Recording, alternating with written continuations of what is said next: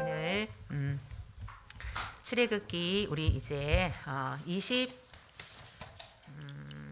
26장부터 하겠습니다. 출애굽기 26장부터 출애굽기는 이제 하나님이 자기 계시라 그랬죠. 내가 여호와임을 세상에 알리는 거겠죠. 그죠? 이것이고 그다음에 하나님의 백성으로 만들어가는 그러한 과정을 담은 책이 바로 출애굽기입니다.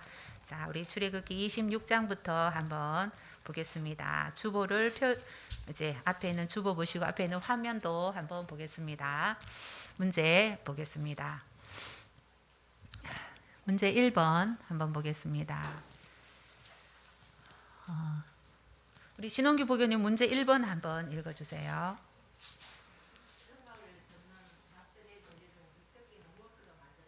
네, 성막을 덮는 막들 재료 중에 윗덮개는 무엇으로 만들었는가 이렇게 되어 있습니다. 26장 7절 말씀 한번 읽어주세요.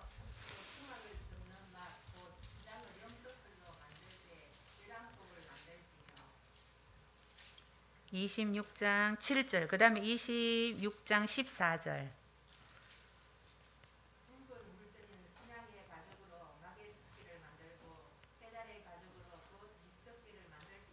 네, 그래서 제일 윗덮개는 뭐예요? 정답이 해달의 가죽입니다. 제일 윗덮개는 이 해달이라는 것은 우리가 돌고래라고도 볼 수 있고요. 그 다음에 바다 표범이라고도 볼 수 있습니다. 그래서 성막의 막들은 이제 전부 4개로 덮는데요.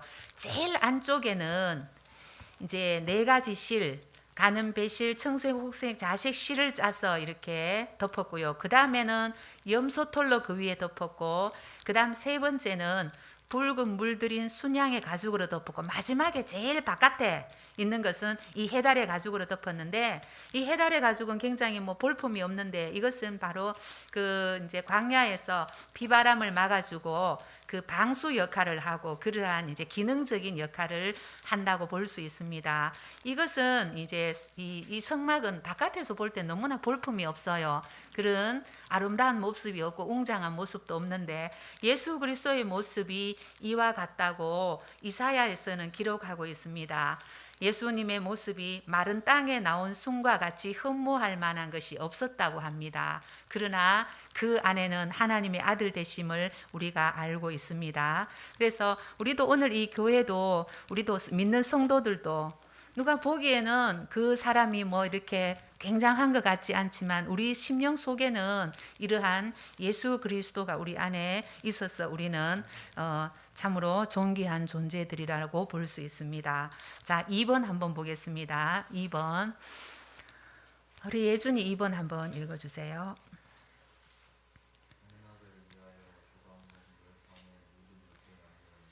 네, 성막을 위하여 조각목 널판은 모두 몇 개인가 이렇게 했는데 이건 좀 복잡해서 제가 읽어보니까 이제 정답은 남쪽에 20개, 북쪽에 20개, 마주보는 것이 20개, 20개, 40개고요. 그 다음에 이제 이렇게 이제 서쪽으로 가로질러서 6개, 동쪽에 2개 해서 모두 48개입니다. 48개. 예, 그래서 이 조각목이 48개로 바깥을 이렇게 세운 기둥들이 된 것입니다. 그 다음에 3번 보겠습니다. 조부교님 3번 좀 읽어주세요. 지성소에 있는 것들을 모두 적어보시오. 네, 지성소에 있는 거 한번 볼 거예요. 26장 33절, 34절 한번 읽어줄래요? 그 휘장을 갈고리 아래 늘어뜨린 후에 증거궤를 그 휘장 안에 들여놓으라. 그 휘장이 너희를 위하여 성소와 지성소를 구분하리라. 너는 지성소에 있는 증거궤 위에 속죄소를 두고. 네, 그래서 이 지성소에 있는 것은 모두 뭘까요? 정답을 한번 볼게요. 지성소에 있는 것은 지금 여기에 말씀에 있는 것은 증거궤와 속죄소입니다.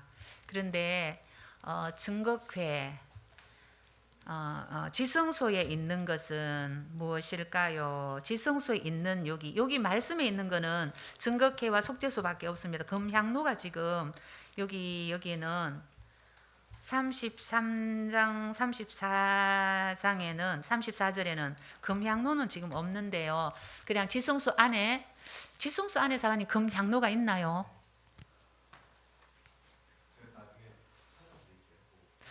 지성소 안에 증거회와 속죄소, 증거회 위에 속죄소만 있는 금향로는 제가 알기로는 바깥에 있는 걸로 알고 있는데, 예, 그래서 금향로와 증거회 이렇게 일단은 정답을 적어두세요. 그다음 증거회 안에는 뭐 이제 만나 담은 항아리와 아론의 상난 지팡이, 모세의 그 십계명 도돌판 이렇게 이제 그거는 있습니다. 그다음에 4번 보겠습니다. 4번 우리 단장님 4번 한번 읽어주세요.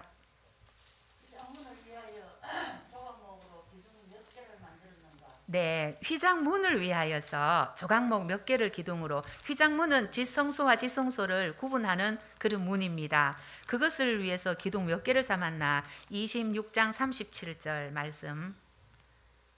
그 휘장문을 위하여 기둥 5을 조각목으로 만들어 금으로 싸고 그 갈고리도 금으로 만들지며 또 그 기둥을 위하여 받침 5개를 돛으로 부어 만들지니라. 네, 아멘. 그래서 기둥은 모두 몇 개라고요?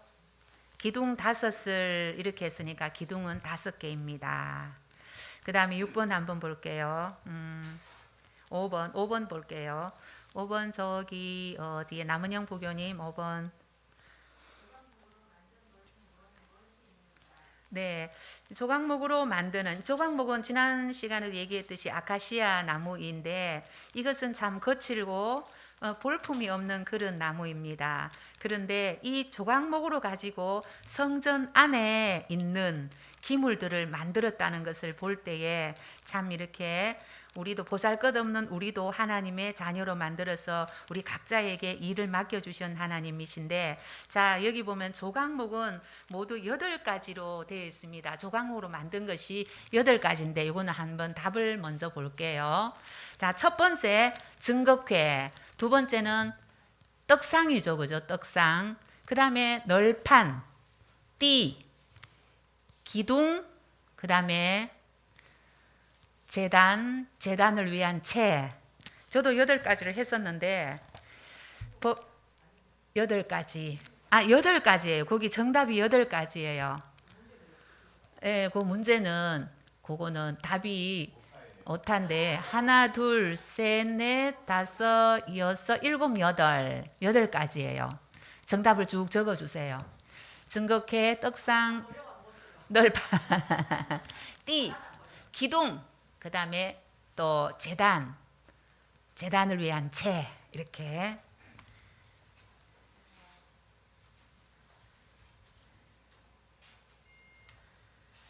그 다음에 6번 보겠습니다.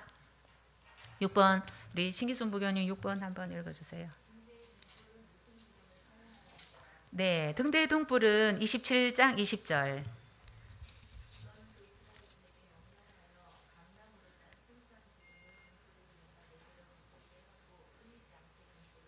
네, 그래서 기름은 어떠한 기름? 네, 감람 기름입니다. 바로 올리브유죠, 그죠? 올리브유. 올리브유는 건강에도 좋고, 네, 좋은 올리브유가 뭐 이제 우리가 아는 엑스트라 버진 이런 게 최상품의 올리브유라고 합니다. 이 올리브유를 가지고 성전에 불을 밝혔습니다. 그 다음에 7번 우리 김인영 부교님 7번 한번 읽어주세요. 네, 27장 21절에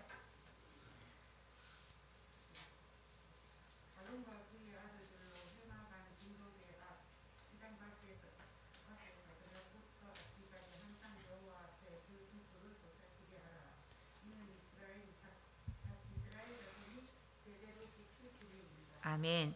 그래서 누가 그 이제 등불을 관리했다고요? 네, 아론과 그의 아들들, 제사장의 역할을 하는 그런 아론과 그의 아들들이죠, 그죠? 네, 8번 보겠습니다. 현현정 부교님 8번 한번.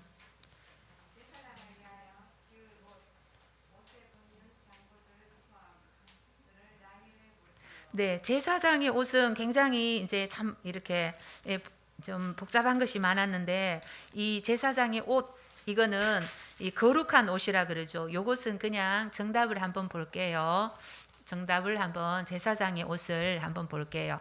먼저는 흉패, 예, 가슴에 다는 흉패가 있었고, 그 다음에 에봇이 있었고, 그 다음에 겉옷, 그 다음 반포 속옷, 관, 띠, 이렇게 해서 제사장의 옷으로 볼 수 있습니다. 관이라는 것은 머리에 쓰는 거, 띠 묶는 거, 반포 속옷, 겉옷 위에 에봇을 걸쳤고 에봇 위에 흉패를 올렸습니다. 자, 그 다음에 9번 보겠습니다. 9번. 자, 우리 진혁이 9번 문제 한번 읽어주세요. 제사장이 오신 옷을 만들기 위해 실들을 기록해 보시오. 네. 제사장의 옷을, 에봇을 만들기 위해서 쓰인 실들인데 이 실들을 기록해 보시는데 28장 5절, 진혁이 28장 5절 찾았나요? 예. 그들의 쓸 것은 금실과 청색, 자색, 홍색실과 가늘게 꼰 배실입니다. 네. 이 제사장의 옷에는 금실, 청색, 자색, 홍색, 가늘게 꼰 배실 이렇게 5가지의 실이 쓰였다는 것을 볼 수 있습니다. 정답 한번 띄워주세요. 금실, 청색, 자색, 홍색, 배실입니다. 가늘게 꼰 배실인데 여기서 금실은 뭐 금이 비싼 건 알겠지만 나머지 4가지 실 중에서 어떤 것이 제일 비쌀까요? 값어치가? 제일 비싼 게 저도 좀 놀랐는데 가늘게 꼰 배실이랍니다. 이 가늘게 꼰 배실이 그냥 배라고 생각하는 게 아니라 이것을 표백을 계속해서 거쳐서 아주 하얀 그런 실로 만든답니다. 아주 가늘게 꼰. 우리 어르신들 옛날에 명주 그 배 이렇게 해보셨죠, 그죠? 그것이 아주 가늘게 꼰 배실이 가장 최상품이고 이것은 흰색을 나타내고, 이 흰색은 하얗게 해서 우리 순결함을 나타냈고, 그 다음에 청색은 신성, 하나님의 신성을 나타내고, 자색은 이제 보라색이죠, 그죠? 왕의 색깔이죠, 그죠? 예수 그리스도. 그 다음에 홍색은 피, 금실은 순결함, 이렇게 우리가 볼 수 있습니다. 그 다음에 10번 보겠습니다. 하민이 10번 문제 읽어주세요. 제사장이 오신 옷에 푸는 것으로 이스라엘 아들들의 이름은 어디에 새기는가? 네, 제사장 옷 앞에는 에봇에 이제 여기다가 이제 그 이제 보석으로 그 이름들을 붙였는데 그것을 어디에 새겼는가? 28장 9절 하민 읽어주세요. 성만호 2개를 취하여 그 위에 이스라엘 아들들의 이름을 새기되 네, 그래서 정답은 뭐예요? 그 보석은 뭐라고? 어디에 새겼다고? 이스라엘 아들들의 이름을 호마노라는 보석에 새겼다는 것이에요. 이 호마노라는 것은 붉은 줄이 있는 보석인데 기초석에 해당하는데 이제 그 나이 순대로 이렇게 해서 이 호마노는 이 보석들은 어깨에 제사장이 어깨에 메었다 그러는데 우리 이사야 9장 6절에 보면은 하나들을 우리에게 주신 바 되는데 그의 어깨에 정사를 메었고 이렇게 예수 그리스도를 우리가 유추해 볼 수 있습니다. 그 다음에 11번 우리 영찬이 11번 문제 한번 읽어주세요.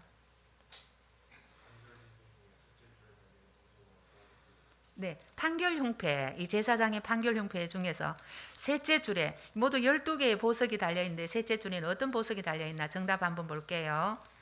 이것은 호박, 백만호, 자수정 이렇게 해서 셋째 줄에 이 보석이 달려 있습니다. 그 다음에 12번 보겠습니다. 12번 제사장의 옷 판결 흉패 안에 무엇을 넣어두게 하는가? 이것은 이제 옷 안에 이 판결 흉패 우리가 잘 아는 우림과 둠밈을 넣어두었습니다. 이 우림의 뜻은 빛이라는 뜻이고 둠밈은 완전함 이런 게 이제 해서 이것을 이제 재판할 때 하나님의 뜻을 물을 때 우림과 둠밈을 사용했다고 합니다. 그 다음에 13번 제가 보겠습니다. 제사장의 관 위에 청색 끈으로 메어 단 패에는 무엇이라고 쓰여졌는가? 제사장의 관 이제 여기에 무엇으로 쓰여? 요거는 이제 관 모자 앞에 이마에다가 무엇을 썼느냐 하면은 정답을 한번 볼게요. 여호와께 성결 이렇게 했습니다. 성결 거룩이죠, 그죠? 여호와께 성결. 그 다음에 14번 보겠습니다. 흉패를 만드는 재료 가운데 실은 어떤 실이 있었는가? 흉패. 이제 흉패 참 계속해서 나오죠. 그죠? 28장 15절에 보면 흉패. 너는 판결 흉패를 에봇 짜는 방법으로 금실과 청색자색 홍색실과 가늘게 꼰배실로 정교하게 짜서 만들되 이렇게 했습니다. 그래서 금청자홍 배실 이렇게 해서 만들었다는 것을 볼 수 있습니다. 그 다음에 15번 보겠습니다. 제사장의 위임식 이걸 기록해 보시오 했는데 요거는 조금 이제 위임식의 그런 이제 과정은 이게 순서가 굉장히 많았습니다. 29장 전체를 아마 이 위임식에다가 사용했다고 볼 수 있는데 요것은 이제 답을 보면서 하나씩 우리가 머릿속에 기억하도록 해보겠습니다.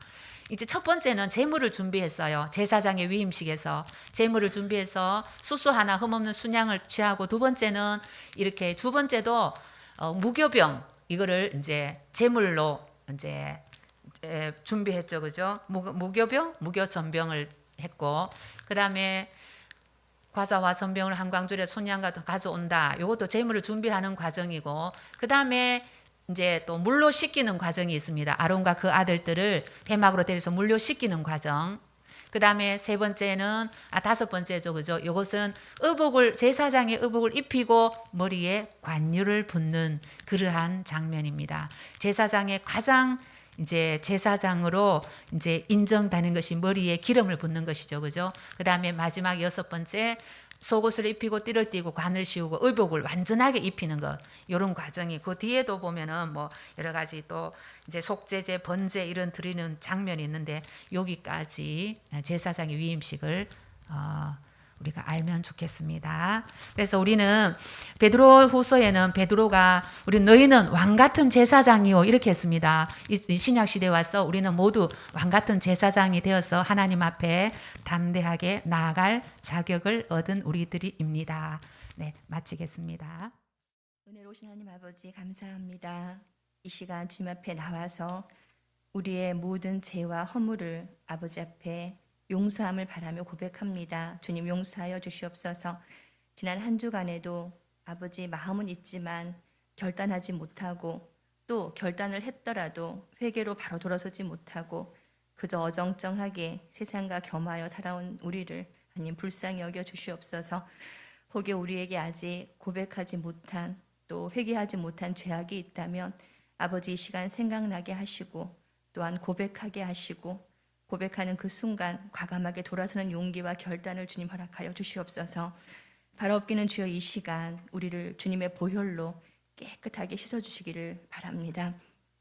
그러므로 죄악은 어떤 모양이든지 떨쳐버리게 하시고 얽매이지 않게 하시고, 주님이 우리를 향하여 말씀하신 것처럼 항상 기뻐하며 범사에 감사하며 쉬지 말고 기도하는 우리의 삶, 우리의 생활이 되게 주님 도와주시옵소서. 아버지, 오늘도 복된 주일에 오미크론 확산으로 세상은 어지럽습니다. 그러나 그 가운데에서도 건강한 모습으로 주님께 예배드릴 수 있도록 우리를 안전하게 지켜주시니 참으로 감사합니다. 아버지, 주님 안에 쉼이 있게 하시고 주님 안에서 힘을 얻게 주님 도와주시옵소서.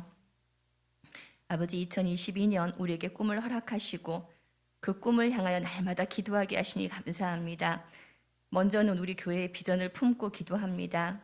가정 공동체로 건강한 가정을 세우게 하시고, 비전 공동체로 미래를 향해 함께 걸어가게 하시며, 예배 공동체로 삶으로 예배를 드리게 하시며, 선교 공동체로 세상의 빛으로 그리스도의 향기로 나아가서 결국에는 성령의 능력으로 일어나 걸어가는 공동체, 우리 교회가 되게 하여 주시옵소서. 우리 구세군이 되게 하여 주시옵소서. 그러므로 우리 교회의 비전 100을 이루는 우리가 되게 하여 주시옵소서. 하나님 아버지, 온 땅이 복음에 가득하기를 주님 원하시는 줄 믿습니다. 그 뜻을 우리가 지금 있는 이 자리에서 주여 이루게 하여 주시옵소서. 아버지, 우리를 통해서 주님의 나라가 확장되고 구원받는 사람들이 늘어나기를 주님 소원합니다. 아버지, 우리에게 성령의 충만함을 주시옵소서. 날마다 기쁨과 감격을 허락하여 주시옵소서. 우리가 주님의 보혈로 구원받았다는 그 사실, 그 십자가의 그 사랑이 우리의 자랑이 되게 하여 주시옵소서. 지금도 하나님 보좌 우편에서 우리를 위해서 날마다 중보하시는 주님을 생각하면서 아버지 감사드립니다. 우리의 이름이 하늘나라 생명책에 기록되어 있고 또 우리의 이름을 주님이 손바닥에 새김같이 기억하여 주시는 주님을 생각하며 늘 감격과 기쁨이 넘치게 하여 주시옵소서. 또한 그 감격을 우리만 누리는 것이 아니라 우리 사랑하는 가족들, 이웃들, 우리의 하나님 주여 구원 받아야 하는 그런 생명들을 위해서 날마다 중보할 수 있도록 주님 우리에게 힘을 주시옵소서. 또한 바라옵긴 하나님 아버지, 우리 교회가, 우리 모두가 가장 낮은 자리에서 가장 낮은 자의 모습으로 이 땅에 오신 주님처럼 소외된 이웃을 돌보게 하시고 어려운 지치를 돌보게 하시고 힘들고 지친 자를 중보하며 함께 믿음의 길을 걸어가는 동력자가 되기를 주여 간절히 소원합니다. 하나님 아버지, 오늘도 말씀 전하실 사가님을 축복하시고 성령으로 충만하게 하여 주시옵소서. 말씀의 권위를 세워주시고 영적인 은혜를 더하여 주시옵소서. 육신의 건강과 가정의 행복도 더하여 주시옵시고 자녀인 예준이까지도 주님의 은혜를 한없이 부어주시기를 간절히 기도합니다. 아버지, 우리도 오늘도 우리는 모두가 하나님의 말씀을 사모합니다. 말씀을 통하여 언제나 우리가 주님을 바라보기를 원합니다. 우리의 삶이 주님을 닮아가기를 원하며 우리의 행함 속에 주님이 증거되게 주님 도와주시옵시고 우리의 사랑 속에 주님이 나타날 수 있도록 아버지 인도하여 주시옵소서. 감사합니다. 우리의 소망이 되시는 우리 주 예수 그리스도 이름으로 기도드렸습니다. 아멘.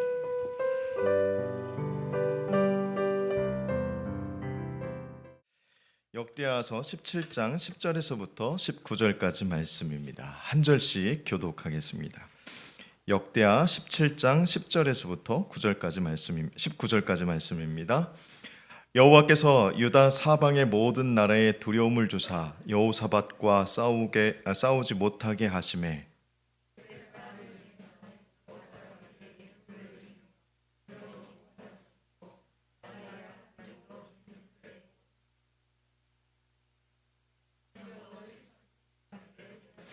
여호사밧이 점점 강대하여 유다의 견고한 요새와 국구성을 건축하고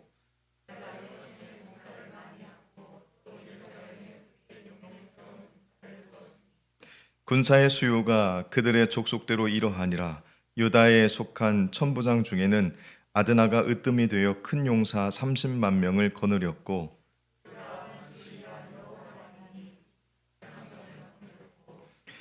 그 다음은 시그리의 아들 아마시아니, 그는 자기를 여호와께 즐거이 드린 자라 큰 용사 20만 명을 거느렸고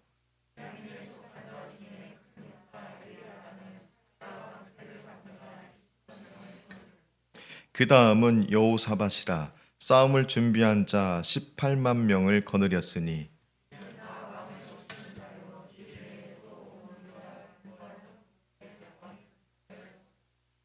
아멘. 우리 함께 찬양하겠습니다. 뒷사람 옆사람 축복하면서 여러분의 마음을 들여서 함께 축복의 마음으로 함께 찬양드립니다. 은혜의 주님께서 여러분 모두에게 함께 하시는 줄 믿습니다. 함께 찬양합니다. 은혜의 주님이 당신을 축복하고 사랑의 주님이 함께 하시네. 은혜의 주님이 당신을 축복하고 사랑의 주님이 함께 하시네. 하나님께서 우리와 함께 하심을 찬양합니다. 은혜의 주님이 내 삶을 축복하고 사랑의 주님이 함께 하시네. 은혜의 주님이 내 삶을 축복하고 사랑의 주님이 함께 하시네. 할렐루야. 믿으십니까? 하나님께서 함께 하심을? 아멘. 하나님이 함께 하십니다.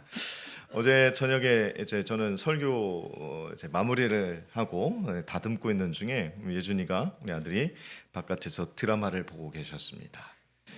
다 드라마를 보시고 나서 갑자기 자기 어머니한테 자기 엄마한테 와서 유전자 검사를 한번 해보자고 이렇게 길길이 뛰었습니다. 왜냐하니까 TBS 드라마에서 유전자 검사를 했더니 잃어버린 어머니를 찾았습니다. 근데 분노했죠. 그래서 유전자 검사를 해서 나도 나의 어머니를 찾겠다라는 거예요. 그래서 제가 그렇게 얘기를 했습니다. 아산에 니네 엄마 호떡 장사하고 있으니까 가봐라. 4-5명 있으니까 그 중에 한 분이 너희 엄마야, 찾아가라. 그런 얘기를 했습니다.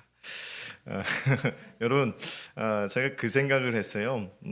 우리는 영적으로 만약에 과학이 발달해서 그럴 리는 없겠지만 우리의 영의 그 유전자를 한번 감식을 해볼 수 있는 그런 기술이 만약에 있다라고 한다면 우리의 영의 유전자는 다 누구에게 속해 있을까? 그럼 누구에게 속해 있을 거라고 생각하십니까? 우리는 태어나면서부터 하나님께 속한 유전자를 가지고 있어요. 근데 그 유전자가 자꾸만 변질되고 유전자대로 살지 못하고 그러다 보니까 우리는 뭐에 빠져 있게 되냐면 죄에 빠지게 된다라는 사실을 알 수가 있습니다. 여러분 다시 한번 기억하세요. 우리는 하나님의 유전자를 가지고 있는 사람들이에요. 그죠? 우리는 모두가 하나님께서 창조하신 하나님의 형상대로 창조하신 그 유전자를 가지고 있는 저와 여러분인 줄 믿으시길 주님의 이름으로 축복합니다. 자기가 죄인이라는 것을 모르고 산다는 것은 매우 불행한 일이에요. 그 누구도 죄인이라는 사실에 대해서 부인할 수는 없을 거라고 저는 생각합니다. 죄인이라는 사실을 모르고 살면 굉장히 불행합니다. 믿음을 갖게 되면 가장 먼저 부딪히게 되는 것이 바로 죄로부터 구원을 받아야 된다라는 사실이죠. 그 사실을 인식하고 믿게 될 때 우리는 비로소 하나님으로 은혜를 입을 수 있게 되기 때문에 그렇습니다.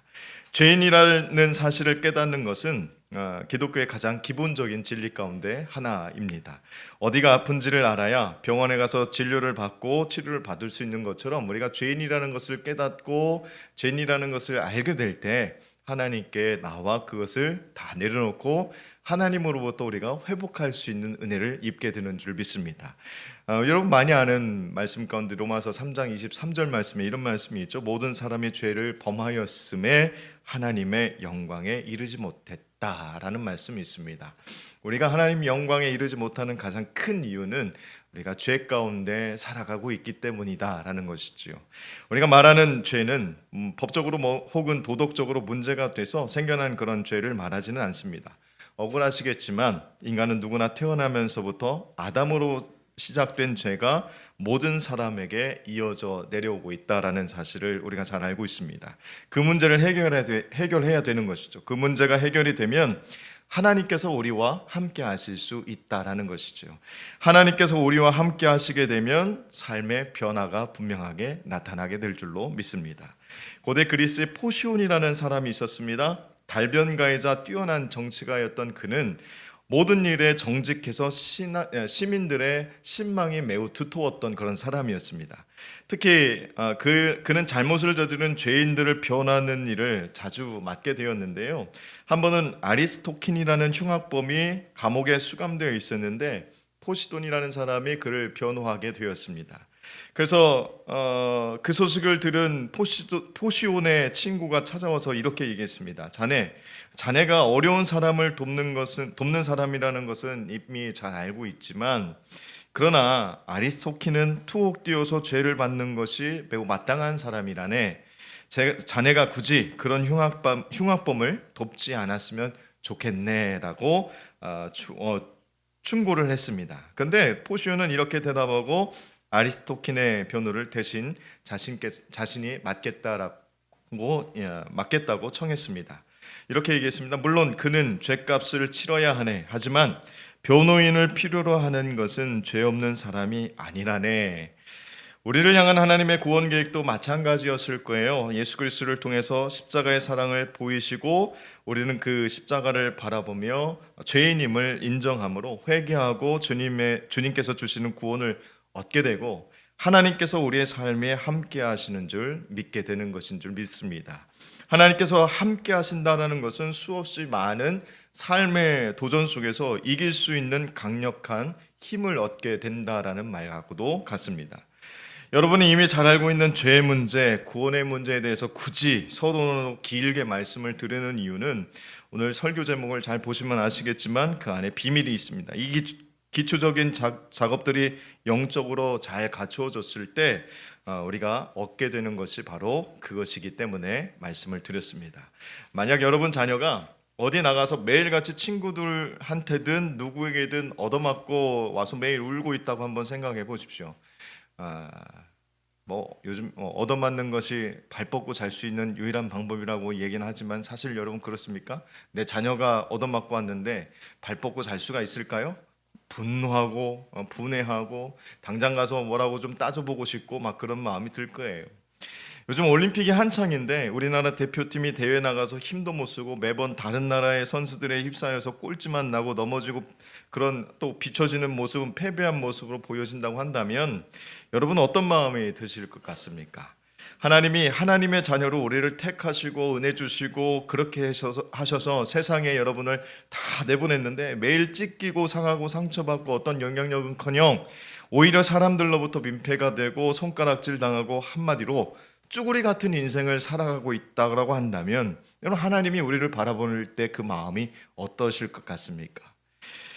하나님은 하나님께서 주시는 힘으로 그리고 함께 하심으로 세상에서 우리가 담대하게 승리하는 주의 백성들이 되시기를 하나님께서 간절히 원하시고 그렇게 축복하고 계신다라는 사실을 믿으시길 주님의 이름으로 축복합니다. 그렇기 때문에 여러분 복음의 능력으로 여러분 하나님께서 주시는 함께 하시는 그 능력으로 삶 가운데서 인생 가운데서 승리할 수 있게 되기를 주님의 이름으로 축복합니다. 호세아 2장 8절 말씀을 한번 잠깐 찾아보실까요? 호세아서 2장 8절 말씀입니다. 제가 가지고 있는 성경책은 구약 1258페이지에 있습니다. 호세아서 2장 8절 말씀. 이 말씀 굉장히 중요해서 제가 말씀 함께 드릴게요. 함께 읽겠습니다. 시작. 곡식과 새 포도주와 기름은 내가 그에게 준 것이요 그들이 바알을 위하여 쓴 은과 금도 내가 그에게 더하여 준 것이거늘 그가 알지 못하도다. 이스라엘 백성은 바알이 비를 주관한다고 여기면서 온 정성을 다해서 바알에게 물질을 갖다 바쳤습니다. 뭐예요 이건? 우상 숭배예요. 그죠? 철저하게 우상에게 자신의 모든 것을 내어맡기는 상황입니다. 여러분 그들을 보면서 하나님께서 하신 말씀이 방금 읽으신 호세아서 2장 8절 말씀인데요. 말씀 속에 하나님의 섭섭함이 그대로 드러나 있죠. 흔히들 오늘 우리 시대를 감사를 잃어버린 시대라고 부릅니다. 그렇기 때문에 우리는 하나님께서 주신 은혜를 은혜로 알 뿐만 아니라 그에 대한 감사를 우리가 회복해야 될 줄로 믿습니다. 스스로 우리의 삶을 되돌아봐도 어느 것 하나 하나님의 은혜가 아닌 것이 없다라고 말할 수밖에 없지요. 우리가 예배의 자리에 나와 앉아 있는 것도 은혜가 아니면 무엇이겠습니까? 하나님이 가슴 뜨겁게 만들어 주시고 눈물을 펑펑 쏟게 만들게 해 주시는 것만이 은혜가 아닙니다. 이 자리에 하나님께서 불러 주셔서 말씀을 가까이 듣게 하시고 함께 기도 제목을 나누게 하시고 또 기도하게 하신 것도 은혜다라는 사실을 여러분 잊지 않았으면 좋겠습니다. 변화와 개혁은 우리 안에서 먼저 이루어져야 된다라는 것이죠. 자신은 변화하지 않으면서 다른 사람을 변화시키려 하는 것만큼 부질없는 일도 없습니다. 오늘 본문에 등장하는 여호사밧이 다스리던 그 유다에 새로운 변화와 개혁이 시작되었고 이것이 주변 나라에 영향을 끼치기 시작했습니다. 유다의 왕들에게 붙여지는 가장 최고의 찬사는 다윗 왕과 같았다라는 말이에요. 그런 평가입니다. 오늘 본문의 시기는 여호사밧 왕이 다스리던 그런 시대였는데 여호사밧을 뭐라고 칭했냐면 다윗의 처음 길로 행했다라는 그런 말로 평가를 했습니다. 17장 앞절 3절과 4절 말씀을 한번 보시겠습니다. 제가 읽어드릴게요. 여호와께서 여호사밧과 함께 하셨으니 이는 그가 그의 조상 다윗의 처음 길로 행하여 바알들에게 구하지 아니하고 오직 그의 아버지의 하나님께 구하며 그의 계명을 행하고 이스라엘의 행위를 따르지 아니하였습니다 라고 말씀하고 있습니다. 보셔서 아시겠지만 여호사밧은 아버지 아사의 좋은 점은 담고 실수는 담지 않는 그런 왕이었습니다. 그 결과가 뭐였냐면 그에게서는 아버지 아사의 모습보다 조상 다윗과 많이 닮은 부분이 있다라는 것이죠. 우상을 버리고 다윗 왕과 같이 하나님의 계명을 행했습니다. 아버지 아사 왕은 하나님을 의지하지 않던 왕이었기 때문에 이스라엘 백성들도 왕을 따라 하나님을 의지하지 않는 폐역함을 닮아갔어요. 그래서 그만큼 한 나라의 지도자는 굉장히 중요합니다. 그래서 한 나라의 이스라엘의 역사를 쭉 훑어보면, 유다의 역사를 한번 훑어보면 그 왕이 하나님을 잘 섬겼을 때는 그 나라가 평안했고 형통했던 것을 보게 되는데, 그 왕이 우상에 빠져 있고 마음을 빼앗겨 있고 하나님 앞에 집중하지 않았을 때는 수없이 주변 나라들에 의해서 침략을 당하고 정말 못 살게 되는 그런 나라가 되었습니다. 그만큼 하나님 앞에 우리가 어떻게 의지하며 살아가느냐, 이것은 굉장히 중요한 문제죠. 여호사밧은 하나님을 사랑하는 왕이었다라는 겁니다. 하나님의 말씀을 사랑했고 순종하며 살기를 원했던 그런 왕이었습니다. 그래서 여호사밧의 가르침을 따라서 유다 백성이 여호와의 율법을 배웠고 그 안에 기록한 대로 행하기 시작하자 놀랍게도 유다 주변의 나라들이 유다를 두려워하기 시작했습니다. 여러분, 하나님의 영이 하나님께서 그 유다에게 다시 임했다라는 거예요. 그 모습을 보고서 주변 나라들이, 업신여겼던 그 주변 나라들이 유다를 두려워했어요. 이전에는 유다를 동네북처럼 가소롭게 여겼던 그런 나라들이 유다를 만만히 보지 못하게 되었다라는 것이죠. 거꾸로 유다의 조공을 바치기 시작했습니다. 이렇게 상황이 역전된 이유를 외적인 요인에서 찾을 수도 있습니다.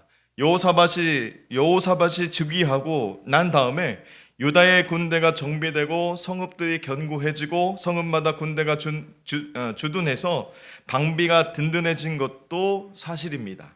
그러나 이것이 근본적인 이유는 아니었다라는 것이요. 그 원인은 영적인 이유에서 시작됐다는 사실을 믿으시길 주님의 이름으로 축복합니다. 여러분, 삶 가운데 여러분에게 경제적으로 충만해지고 여러 가지 것들이 막 채워져도 그 어떤 것보다도 하나님이 여러분 마음 가운데 함께 하시고 여러분 삶을 지키시고 인도하시는 것이 가장 큰 기쁨이 될 수 있기를 주님의 이름으로 축복합니다. 지금 유다의 나라가 그렇잖아요. 지금 군비도 그 군사력도 증강되고 점점 든든해졌는데 이것 때문에 기뻐한 게 아니에요. 이것 때문에 이 나라가 다른 나라들이 볼 때 업신여길 수 없는 나라가 된 게 아니라 다른 나라들이 봤을 때도 하나님이 함께하는 나라라는 것을 깨닫게 됐다라는 거죠. 도저히 저 나라를 감히 어떻게 할 수 없는 나라라는 것으로 두려워했다라는 것을 알 수가 있습니다. 여러분, 하나님이 함께하느냐 하나님이 함께하지 않느냐는 굉장히 큰 차이가 있는 줄 여러분 믿으시길 바랍니다. 그래서 오늘 영적으로 회복되기 시작하니까 여호와께서 유다 사방의 모든 나라에 두려움을 주셔서 여호사밧과 감히 싸우지 못하게 하셨습니다. 우리가 하나님께로 회복하면 놀라운 일이 생겨납니다. 인간의 생각으로는 이해할 수 없는 놀라운 일들이 하나님의 은혜 가운데 펼쳐지게 될 줄로 믿습니다. 여호사밧과 유다가 지금 경험하고 있는 일들이 그렇습니다. 어려움이 닥쳐와도 오직 하나님만을 의지하면, 또 하나님의 말씀에 순종하면 전혀 생각하지 못하는 삶의 역전들이 우리의 인생 앞에 펼쳐지게 될 줄로 믿습니다. 한 분을 제가 소개할게요. 천안의 명물 하면 뭐가 떠오르세요? 감사합니다. 독립기념관 이런 분, 이렇게 말할 분이 혹시 있을까 해서. 호두 과자가 유명하죠. 제가 이제 아산에 있으면서 고향이 예산이다 보니까 호두 과자는 참 많이 먹었던 것 같아요. 호두 과자가 유명합니다. 근데 그 유명한 호두 과자 중에 제일 유명한 호두 과자가 있어요. 혹시 아세요? 학화 호두 과자라는 데가 제일 유명합니다. 제일 맛있습니다. 그리고 제일 많은 사람들이 그곳을 찾습니다. 그래서 저도 이제 누굴 만나러 할 때, 그럴 때는 거기에 있을 때는 특별한 선물이 필요할 때 호두 과자를 준비해서 많이 갔습니다. 이 호두 과자는 신복순이라는 권사님에 의해서 1934년에 처음 만들어졌습니다. 학화 호두 과자를 말씀을 드리는 건데, 이 신권사님은 호두 과자를 만들어 팔면서 그 안에 전도지를 함께 주는 것으로 아주 유명합니다. 70년대 중반에 한창 성전 건축을 준비하고 있을 때 둘째 아들이 친구의 사업 보증을 서줬는데 그만 잘못돼서 사업체가 다 경매에 넘어가게 되었습니다. 수만 평의 땅을 잃게 되었습니다. 설상가상으로 얼마 후 그 아들이 교통사고로 사망하기도 했다고 합니다. 근데 권사님은 재산을 모두 잃고 마지막으로 남아있던 300평을 교회 터로 기증했습니다. 그때 양도소득세가 한 1,000만 원 정도가 나왔다고 해요. 그 돈을 낼 수가 없어서 20일간 유치장에 갇혀 있었습니다. 그런데 이 권사님은 오히려 기뻐하면서 이렇게 얘기했다고 합니다. 하나님이 좋아하실 일을 하다 고난을 받는 것이니 영광이지요. 시련으로 날 더 단련시키시는구나 하는 생각도 들고요 라고 고백했습니다. 호두 과자점은 이후로 더 소문이 나서 사업이 일어나기 시작했습니다. 권사님은 초기부터 수입의 일부를 따로 적립해서 교회를 하나하나 세워나갔습니다. 하나님 앞에 부름을 받을 때까지 하나님 앞에 서원하신 대로 그때까지 전국에 7개의 예배당을 지었습니다. 권사님의 우선순위는 재물을 모으는 것이 아니라 하나님 나라와 하나님의 의를 이 땅에 이루는 것이었다라는 것이죠. 하나님께서는 이런 신권사님의 중심을 보시고 그분의 기업에 복을 주셨습니다. 먼저 그의 나라와 그의 의를 구하니까 그분에게 모든 것이 더해졌다라는 것이죠. 여러분 천안에 가면 마케팅하는 것 같긴 하지만 학화 호두 과자가 가장 유명하고 가장 많은 그 대리점을 가지고 있어요. 엊그저께인가 제가 그 뉴스를 보다가 신문을 보다가 그런 기사를 봤습니다. 최근에 이제 대선이라서 이제 어떤 극성 지지자들은 어떤 후보를 지지하기 위해서 배달 많이 하잖아요. 여러분 배달하면은 그 배달 앱에서 배달 문구를 쓰게 되어 있어요. 배달했을 때 부탁인가요? 요청 문구를 쓰게 돼 있는데 거기에 어떤 특정 후보를 지정하면서 이분을 꼭 찍어주세요 이렇게 했다고 하더라고요. 그래서 저는 언뜻 그런 생각이 들었습니다. 여러분 배달 많이 시켜 드세요? 저는 많이 안 시키는데 혹시 배달 앱을 이용해서 배달을 시키시게 되면 다른 거 다 쓰지 마시고 젓가락 5개 주세요 이런 거 쓰지 마시고 하나님은 당신을 사랑하십니다.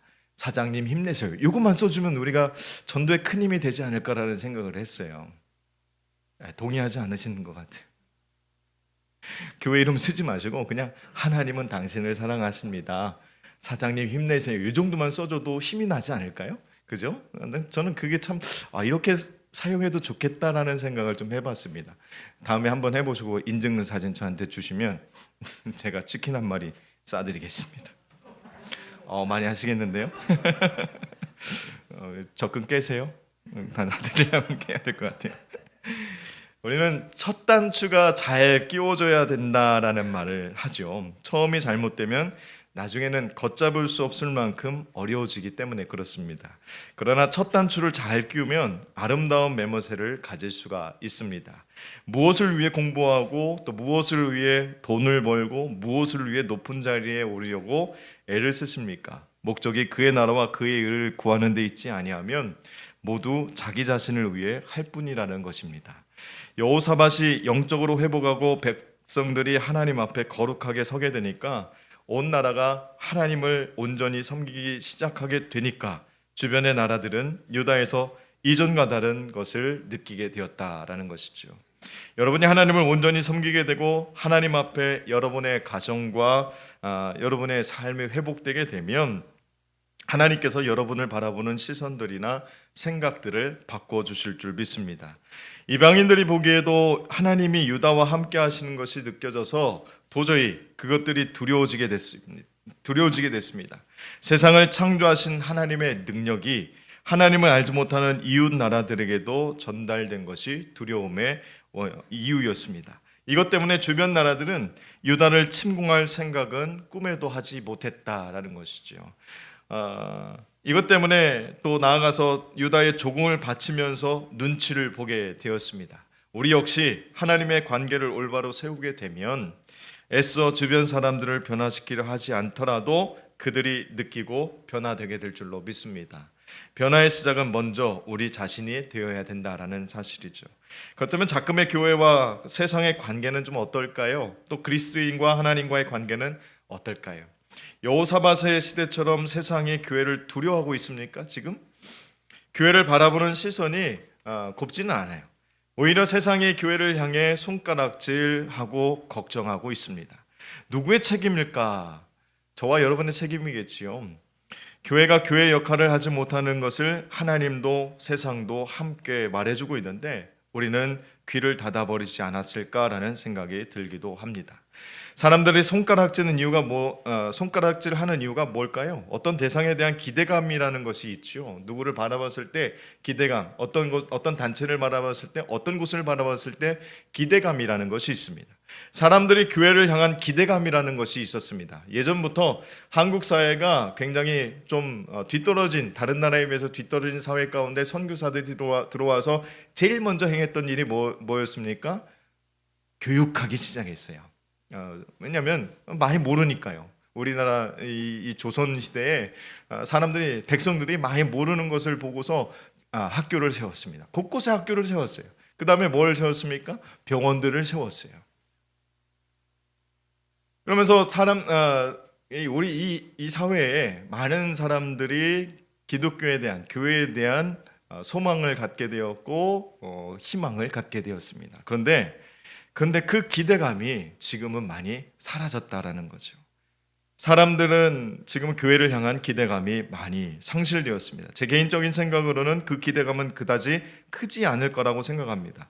윤리적으로, 도덕적으로, 그리고 관계에 있어서 그들이 예수님을 알지 못하지만 예수님의 말씀처럼 겸손하게 양보하고 희생하고 모범이 되고 무엇보다 품고 사랑하고 손 내밀어 줄 때 그렇게 되기를 바랬는데, 그렇게 해야 될 교회가 외면하고 교회 안에서만 사랑하고 나누고 양보하고 그렇게 또 교회 안에서만 희생하고, 그러다가 최근에는 교회 안에서 교인들끼리도 그렇게 살지 못하고 있으니까 오히려 손가락질하고 신뢰가 무너진 이유입니다. 아닐까요? 저는 저희 판단이 아마 정확하지 않나라는 생각을 합니다. 세상이 하나님을 두려워할 이유가 사라지게 되었다라는 거죠. 세상이 교회를 두려워할 이유가, 존경해야 될 이유가, 세상이 교회에 대한 기대감을 가질 이유가 많이 사라지게 되었다라는 거예요. 우리는 하나님 앞에 다시 서야 됩니다. 교회가 먼저 하나님을 두려워해야 될 줄로 믿습니다. 그리스도인들이 먼저 하나님을 두려워해야 됩니다. 말씀에 대해서 또 예배에 대해서, 그래야 세상이 하나님을 두려워하게 됩니다. 여호사밧 시대는 온 유다가 하나님의 말씀을 배웠습니다. 그 말씀에 순종하면서 유다를 지키시는 하나님을 드러낸 결과가 주변의 나라들이 하나님을 두려워하고 여호사밧과 유다를 두려워했습니다. 반면 지금의 교회는 하나님의 영광을 드러내지 않고 교회가 하나님의 말씀보다는 사람의 이익을 따르고 있다는 거죠. 그 결과가 어떻게 되었습니까? 교회는 조롱거리로 전락하고 말았다는 거죠. 안타깝게도 이제 세상은 더 이상 교회를 두려워하지 않습니다. 그래서 우리는 다시 하나님 앞에 신발을 벗고 서 있어야 될 줄로 믿습니다. 하나님의 말씀을 사랑하는 것으로 회복되어야 되고, 예배를 통해 자복하는 삶이 회복되어야 됩니다. 하나님의 영광을 드러내지 않는 것을 회개해야 되는 때이다라는 것이죠. 우리가 말씀으로 돌아가지 않으면 세상도 하나님과 교회를 두려워하지 않고 교회로 나오지도 않게 될 줄로 압니다. 여호사밧 시대가 이렇게 융성했던 것은 오로지 하나님의 복 때문입니다. 주변 나라들이 조공을 바치고 군대는 강성해졌고 하나님으로 말미암은 평화의 시기가 지속되어졌습니다. 교만에 빠지지 않고 미래를 준비해서 하나님이 주시는 지혜를 따라 섬기는 이들이 있었기 때문에 유다는 하나님의 복을 마음껏 누릴 수가 있게 되었다라는 것이죠. 유다의 왕들이 다윗을 닮는 것이 최고의 칭송이었다라고 말씀드렸습니다. 그렇다면 우리는 예수님을 닮아야 됩니다. 예수 닮은 사람, 예수의 꿈을 꾸는 사람, 예수의 열정을 닮아가는 사람, 예수님의 말씀에 순종하는 사람, 누구도 예수님처럼 사랑하는 사람, 그런 사람이 오늘 시대가 요구하는 하나님의 사람이 아닐까라는 생각을 해봅니다. 여호사밧이 다윗의 길을 따랐기 때문에 이런 영광을 이룰 수 있었고, 그렇기 때문에 우리도 예수님의 방식을 따를 때 진정한 승리를 누릴 수 있을 줄 믿습니다. 여러분, 우리가 세상에 대해서 이길 수 있는 힘은 어디에 있을까요? 먼저는 하나님 앞에 우리가 온전하게 회복되어지는 길이다라는 것입니다. 여러분, 이건 굉장히 중요한 거예요. 우리가 하나님 앞에 회복되는 것은 굉장히 중요한 문제입니다. 그냥 흘러듣고 말 문제가 아니라, 우리한 철저하게 하나님 앞에 과연 나는 그리스도인으로서 그 정체성을 잃어버리지 않고 잘 살아가고 있는가? 말씀 안에 온전하게 살아가고 있는가? 나는 예배를 사모하고 있는가? 하나님의 말씀에 귀를 기울이고 있는가? 이 문제는, 그렇게 회복되는 문제는 우리에게 매우 중요한 문제다라는 것입니다. 우리가 예수님의 발자취를 따른다고 한다면 주위의 불신자들이 교회를 칭송하고 또 두려워하게 될 줄로 믿습니다. 이 진리를 붙잡고 세상 방식이 아닌 예수님의 방식을 선택하며 살아가게 될 수 있기를 주님의 이름으로 축복합니다. 오늘 하나님의 말씀이 우리 안에 회복되어질 때 아버지께서 우리를 지키시고 인도하실 줄 믿습니다. 여러분, 우리가 하나님을 만나기를 간절히 사모할 때 하나님은 우리를 만나주시고 우리를 지켜주실 줄 믿습니다. 여러분, 우리의 힘으로는 어쩌면 우리의 힘으로는 감당하기 어려운 문제들이 우리 앞에 많이 놓여 있을 수 있습니다. 그러나 하나님이 함께 하시면, 하나님이 도우시면, 아까 우리 여호사밧 왕이 그렇게 하나님을 믿고 의지하고 회복하게 되었더니 주변 나라들이 그를 칭송했던 것처럼, 두려워했던 것처럼 우리도 하나님 앞에 우리의 삶을 드리고 온전하게 다시 한번 서게 된다고 한다면, 우리가 예배를 사모하는 그 마음으로 우리가 삶을 돌이킨다고 한다면, 예수님의 그 사랑을 우리가 끝까지 붙들고 주님 앞에 돌아서기만 한다면 사람들이 손가락질했던 그 손가락을 접게 되지 않을까요? 우리가 내밀려고 했던 그 손을 사람들이 잡으려고 하지 않을까요? 사람들이 교회를 멀리하고 교회를 돌아갔던 사람들이 다시 교회를 찾지 않을까요? 문제는 우리가 하나님 앞에 회복되어야 된다는 거예요. 먼저 우리가 변화해야 된다는 것입니다. 얼마나 연약합니까? 믿음을 가진 사람들이. 조금만 상처가 있으면 떠나버리는 것이 현실입니다. 예배가 많은 것도 불평이 될 수도 있고, 우리 삶에 하나님의 말씀을 깊이 묵상해야 되는데 삶이 바쁜 것도 또 불평이 될 수도 있습니다. 우리 매일같이 감사한다고 고백하고 감사로 고백하며 그렇게 하나님 앞에 한 걸음 한 걸음 나가겠다고 얘기는 하지만 우리의 입술로는 그렇게 감사한다고 고백하지만 마음은 이미 그 하나님의 마음하고 머리에 떨어져 있는 우리를 발견할 수밖에 없다라는 거죠. 하나님 앞에 회복하시길 주님의 이름으로 축복합니다. 회복되면 이길 수 있는 힘이 우리에게 주어질 줄 믿습니다. 회복되면 사람들이 교회를 두려워하고 교회에 대한 다시 한번 기회를 허락할 줄 믿습니다. 우리가 주님 앞에 회복되기를 간절히 소망하면서 오늘 함께 이 찬양을 주님 앞에 드리겠습니다. 하나님은 너를 지키시는 자, 하나님은 너를 지키시는 자, 너의 우편에 그늘 되시니 낮의 해와 밤의 달도 너를 해치 못하리. 하나님은 너를 지키시는 자, 너의 환난을 면케하시니 낮의 해와 밤의 달도 너의 주님을 지키시리라.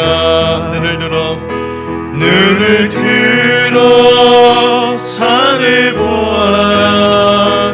너의 도움 어디서나. 천지 지으신 너를 만드신 여호와께로. 다시 한번 합니다.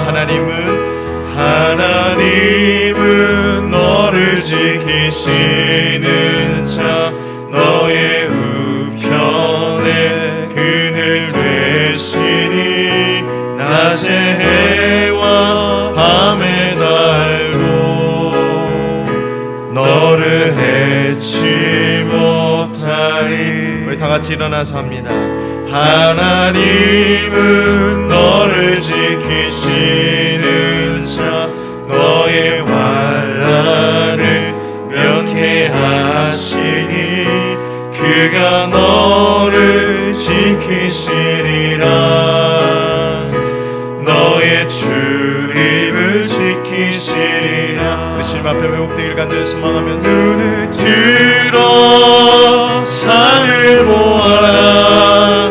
너의 도움 어디서나. 천지 지으신 너를 만드신 여호와께로다. 우리 마음, 우리 가슴에 손을 얹고 다시 한번 합니다. 하나님은 너를 지키시는 자, 너의 우편에 그늘 되시니. 하나님이 우리를 지키십니다. 그가 내 너를 해치 못하리 너를 해치 못하리. 하나님은 너를 지키시는 자, 하나님은 너를 지키시는 자, 너의 환난을 면케하시니 그가 너를 지키시리라. 너의 출입을 지키시리라. 눈을 들어 산을 보아라.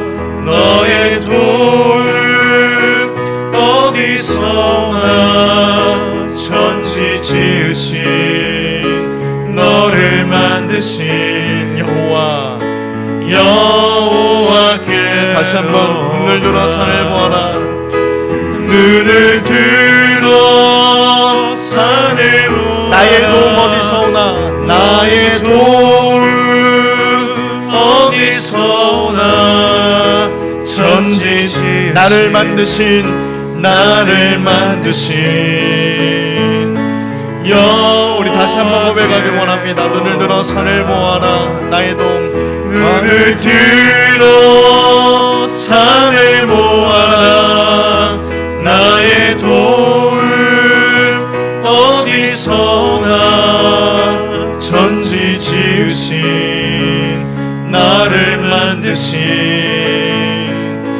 여호와께로다. 우리 눈을 감고 오늘 말씀을 기억하면서 하나님, 여호사밧이 유다 백성들을 붙들고 하나님의 말씀으로 회복하였더니 그 말씀으로 주님 앞에 무릎을 꿇고 여호와 하나님을 의지하였더니 창조주 하나님을 기억하였더니 많은 백성들이 하나님 앞에 되돌아섰더니 주변 나라들이 두려워했습니다. 주변 나라들이 그에게 조공했습니다. 오늘 하나님, 한국교회가, 한국에 있는 모든 그리스도인들이 아버지 하나님, 세상으로부터 손가락질 당하고 온전히 서지 못함 가운데 하나님 회개하고 주님 앞에 나아갑니다. 그 모습이 내 모습이었습니다. 그가 나였습니다. 하나님, 오늘 주님 앞에 온전히 회복되기를 원합니다. 여호사밧이 말씀으로 회복되었던 것처럼 그의 백성들이 말씀을 통해서 회복함으로 주님 앞에 온전히 돌아섰던 것처럼 아버지 하나님, 우리 세상 가운데 바쁜 삶을 살아가고 있지만 우리가 가지고 있는 직장들도 있지만 그 안에서 주님의 말씀으로 회복되기를 원합니다. 주님이 우리 주인 되어주심을 믿습니다. 주님이 우리의 생명 되어주심을 믿습니다. 이것을 잃어버리지 않고 주님 앞에 온전히 서기를 간절히 소망합니다. 주님이 우리를 도우신다 말씀하셨습니다. 우리를 창조하셨다 말씀하셨습니다. 우리를 지키신다 말씀하셨습니다. 우리의 환난 가운데 함께 하신다고 약속해 주셨습니다. 오늘 내가 그 그릇 붙들고 하나님, 내가 회복되기를 간절히 소망하는 그 마음 붙들고 주님 앞에 기도하길 원합니다. 기도하겠습니다. 살아계신 하나님 아버지, 오늘 간절히 주님을 사랑하며 아버지 하나님 소망하며 아버지 하나님 사모하며 주님 앞에 기도합니다. 세상 가운데 아버지 하나님 아무런 영향을 끼치지 못했던 그리스도인들, 내 모습이 아버지 그 모습이었습니다. 사랑하지 못했고 섬기지 못했고 예수의 그 사랑을 나누지도 못했고 아버지 하나님 말씀 안에 서지도 못했고 아버지 예배를 아버지 하나님 귀찮아했던 우리의 모습을 우리가 발견하게 됩니다. 주님, 이 모든 것들에서 다 돌이킬 수 있도록 인도하여 주시옵소서. 이 모든 것들에서 아버지 하나님 주님 앞에 회복되어질 수 있도록 인도하여 주시옵소서. 여호사밧 왕이 하나님 앞에 회개하며 주님 앞에 회복되었을 때 모든 것이 다시 한번 아버지 하나님 기회가 주어졌던 것처럼 오늘 우리에게도 다시 한번 하나님 우리에게 허락하여 주시옵소서. 그 기회를 허락하여 주시옵소서. 회복되게 하여 주시옵소서. 내가 변하게 하여 주시옵소서. 우리 삶을 통해서 하나님, 우리가 아버지 하나님 한국교회가 그리스도인들이 하나님 앞에 예수 그리스도 앞에 다시 한번 설 수 있도록 인도하여 주시옵소서. 주님, 우리를 지키시는 분이 하나님이신 줄 믿습니다. 우리를 도우시는 분이 하나님이신 줄 믿습니다. 우리와 영원히 함께 하시겠다고 약속하신 분이 하나님이신 줄 믿습니다. 그 하나님 앞에 우리의 사랑을 고백할 수 있도록 인도하여 주시옵소서. 주님 앞에 회개의 눈물을 흘리게 하시고 회복됨으로 주님 앞에 설 수 있도록 인도하여 주시옵소서. 사랑의 하나님 아버지, 여전히 부족하기 때문에, 여전히 연약하기 때문에 자꾸만 넘어집니다 라고 고백하는 것은 이제 초보적인 신앙임을 믿습니다. 우린 더욱더 성숙한 믿음으로 주님, 어떠한 상황이 온다 할지라도 주님을 의지하게 하여 주시옵소서. 어떠한 상황이 우리 앞에 놓여 있다 할지라도 하나님 말씀 앞에 설 수 있도록 인도하여 주시옵소서. 어떤 환경이 우리를 억누르고 짓밟는다 할지라도 오직 여호와 하나님을 바라볼 수 있도록 인도하여 주시옵소서. 이것이 성숙한 믿음인 줄 믿습니다. 이것이 회복되어지는 믿음인 줄 믿습니다.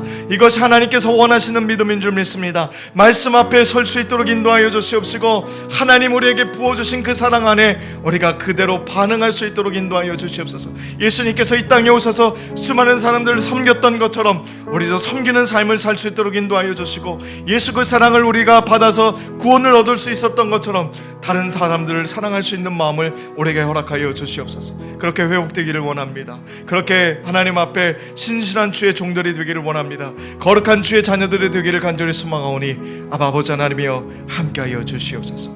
이제는 우리를 죄악 가운데서 건져주신 예수 그리스도의 은혜와 하나님의 극진하신 사랑하심과 내주 감화감동 교통하심 가운데 함께하신 거룩한 성령님의 은혜가 오늘 머릿속에 예배하는 가운데 회복되기를 원하고, 하나님 앞에 아버지 하나님 온전케 서게 되기를 원하는 아버지 하나님, 그래서 주님이 사랑하는, 하나님을 사랑하는 주의 거룩한 자녀들이 되기를 원하는 이 자리에 모인 모든 성도들 머리 위에와 저들의 가정과 직장과 사업장 위에, 그리고 발걸음하는 모든 것 위에 거룩한 주의 은혜가 충만하게 임하기를 간절히 축원하옵나이다. 아멘.